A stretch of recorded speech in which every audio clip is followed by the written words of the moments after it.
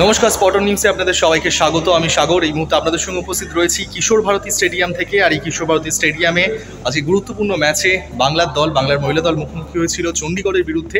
শুরু থেকেই চণ্ডীগড় ম্যাচটাকে একটু সহজ হিসেবেই দেখা হচ্ছিল, কিন্তু আজকে চণ্ডীগড় যে ফুটবল খেললো বা বিশেষ করে তাদের গোলকিপার দুরন্ত ফুটবল উপহার দিলেন আজকে, আর বাংলাকে রীতিমতন আটকিয়ে দিলেন।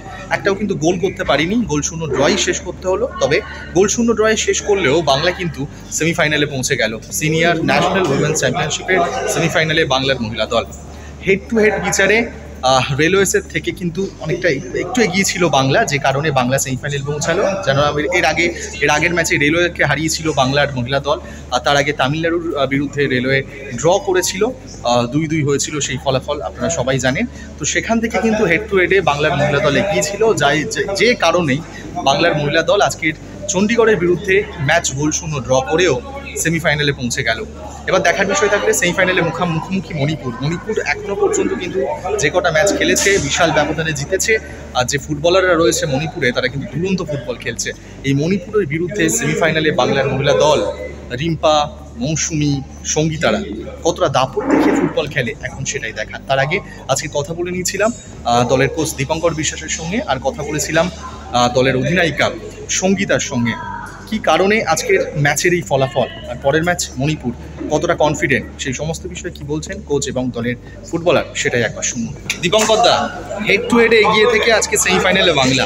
তবে আরেকটা প্রসঙ্গ রাখবো, যেমনটাই চণ্ডীগড় শুরু থেকে একটু, তুমি বলেছিলে যে কঠিন প্রতিপক্ষ কখনো নয়, কিন্তু একটা চর্চা চলছিল যে চণ্ডীগড় একটু উইক দল, অতটাও হবে না, কিন্তু এই দলের বিরুদ্ধেই গোলশূন্য ড্র। মানে পুরো ম্যাচটা তুমি কীভাবে করছো? দেখো, আমি ভরপুরা করবো, আমি জানি এইসব ম্যাচগুলো এরকমই হয়। আমি এদের দুবার পরশুদিন থেকে এদের পেছনে পড়ে আছি, কারণ প্লেয়াররা খেলবে তো, এরা ওই একটা হেভিওয়েট ম্যাচ জিতে না, এদের বডি ল্যাঙ্গুয়েজ অনেক হালকা ছিল, এবং সেটা আমি কাল থেকে ওদের পেছনে পড়ে আছি যে খেলতে হবে জিততে হবে। প্লাস আমার দুজন মেয়ের, রিম্পা হালদার আর সঙ্গীতা বাস্কো, দুজনেরই ফিজিক্যাল প্রবলেমের জন্য দুজনকে খেলাতে পারে। শুরুতে আমার টিমের উইনিং কম্বিনেশনটা ভেঙে গেছে, তো যাই হোক পরে আবার ওদের নামাতে হবে। কিন্তু এই ম্যাচগুলো এরকমই হয়, একটা আটকে গেলে গোলকিপারের কাছে সব বল গোলকিপারের সোজা চলে যাচ্ছে, একটা পাশে যাচ্ছে না, এক একদিন একটা এরকম চলে। সেটা আমাদের এগেনস্টে গেছে, যে লাকটা আমাদের ফ্যাক্টর করে। কিন্তু পুরো ম্যাচটা আমরা খেলেছি, আমার গোলকিপার একটাও বল ধরে। এইরকম ম্যাচ হয়, এরকম ম্যাচকে পার্ট অফ লাইফ। পরের ম্যাচটা মণিপুর, খুব টাফ কম্পিটিশন। সেই ম্যাচটার প্রিপারেশন কিভাবে তোমরা নিচ্ছ, বা মেয়েদের বিশেষ কি আজকে তো একটা ম্যাচে জাস্ট শেষ হলো, আমরা সেমিফাইনালে এন্টার করলাম, এখনও আমরা বসিনি। আমরা কালকে থেকে এটা নিয়ে শুরু করবো। আজকে ওদের একটু রিল্যাক্স দিই, কারণ মেন্টালি খুব আপসেট, সব কান্নাকাটি করছে।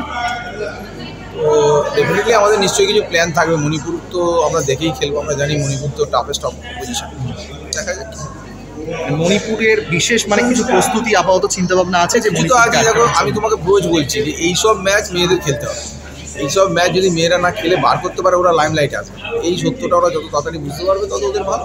তবে আরও একটা দীপঙ্কর জিনিস রয়েছে, এই ম্যাচটা যেহেতু গোলশূন্য ড্র হলো, একটাও গোল হয়নি, এই জিনিসটা কি একটা বাড়তি তাগিদ বাড়াবে পরের ম্যাচে মেয়েদের? উচিত, ওদের যদি ফিলিংস থাকে ওরা বুঝতে পারবে যে হাতের কাছে কীভাবে ওরা কোন জায়গায় আমরা খাদের কিনারে চলে গেছি, সেই জায়গাটা ওরাই এনেছে, এই জায়গায় ভালো জায়গায় ওরাই পিছন থেকে নিয়ে এনেছে।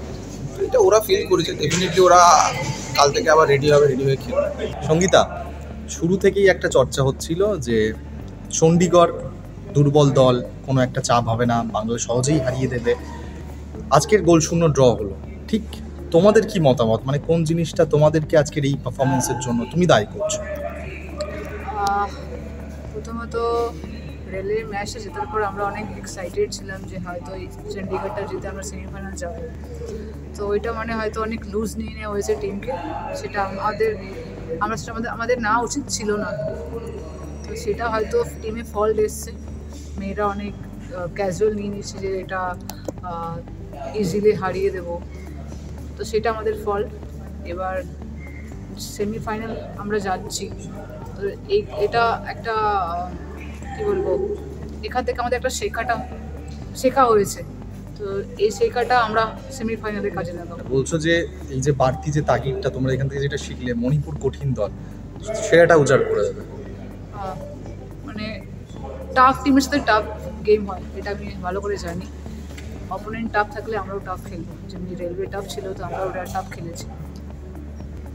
সেই নিয়ে আজকের যেমন ফুটবল খেলা হয়েছে, গোল সুযোগ পেয়েছে, ওদের গোলকিপারটা অনেক ভালো পারফরমেন্স করেছে, সেখান থেকে মণিপুর কিন্তু খুব কঠিন দল, হয়তো সুযোগ কম পাবে বা সুযোগ যেটাই পাবে সেটা কনভার্ট করতে হবে আগে, না হলে বিপদ ঘটতে পারে। তো কতটা কনফিডেন্ট এই বিষয়গুলো থেকে তোমরা অ্যাজ আ ক্যাপ্টেন, তোমার কি বক্তব্য? যেমন আমি বললাম মতলব টাফ টিমের সাথে টাফ গেম হবে। এবার আমাদের তাদের এগেনস্টে হয়তো 2-3টে চান্স পাবো, সেই চান্সটা আমাদের কনভার্ট করতেই হবে ফাইনাল যেতে হলে।